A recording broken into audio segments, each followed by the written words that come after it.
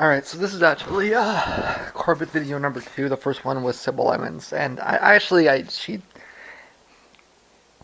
she's a kind of a well-known whistleblower. She does a lot of talking on this site, and she's entertaining at least. Maybe a bit of a step up from some of the other people that Corbett gets on here. Um,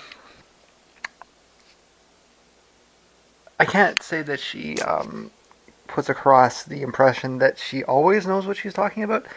But when she does know what she's talking about, she can be interesting to listen to. So, I mean, she was ranting about Turkey, and I don't know, maybe she was concerned about what happens if she flies in and says too much. But I'm not really going to say anything about it. This is maybe a better example of why it is that Corbett is interesting to watch, but you just gotta bang your head against the wall when you're watching it.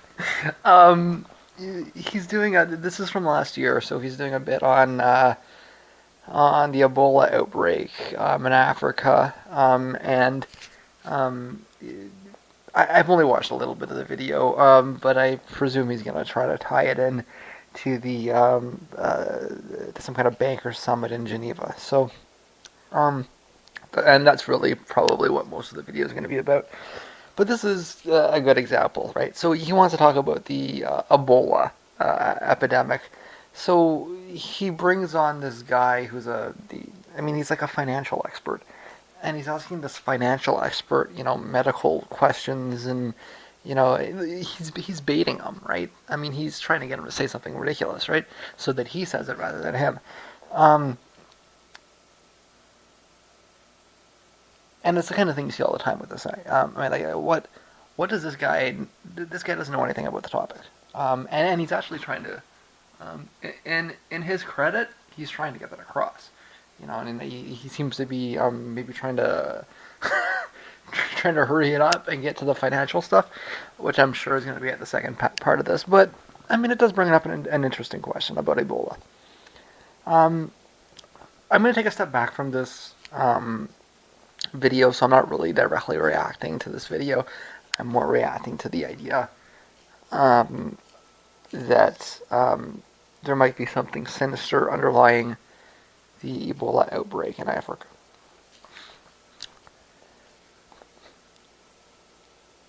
How crazy is it to think that somebody planted that?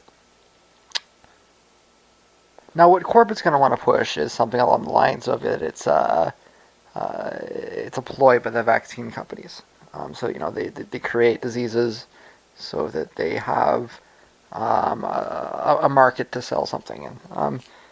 And see, he falls in this weird kind of class. Like he's a market fundamentalist, but like it's almost like because he understands how horrible markets are, he's able to apply the ideas towards it, right?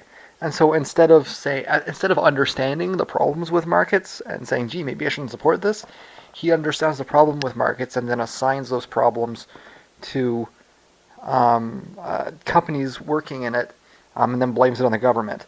It's a lot of crazy mental acrobatics. But I mean, that's something what he's going to say.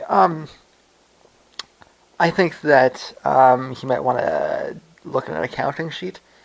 I think that his proposal collapses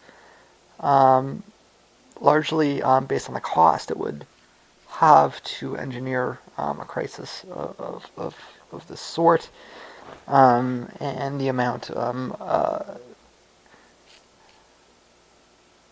It just I don't think it's going to work out in the balance sheet at the end of the day.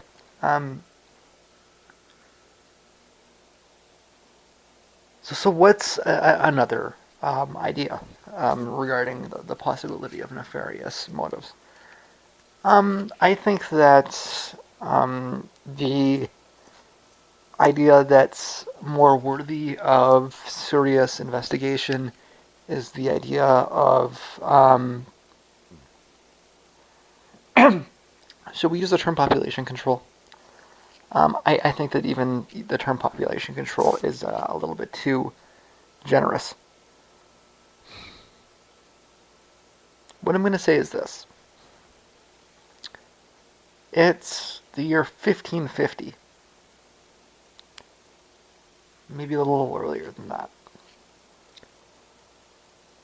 And you're reading the news reports, on whatever it is that passes the news report back in those days, about this epidemic that's wiping through North America and killing off all of the Native Americans.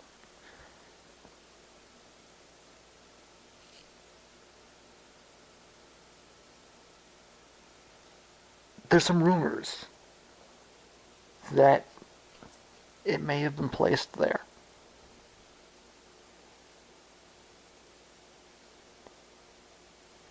Is that crazy? Or is that history?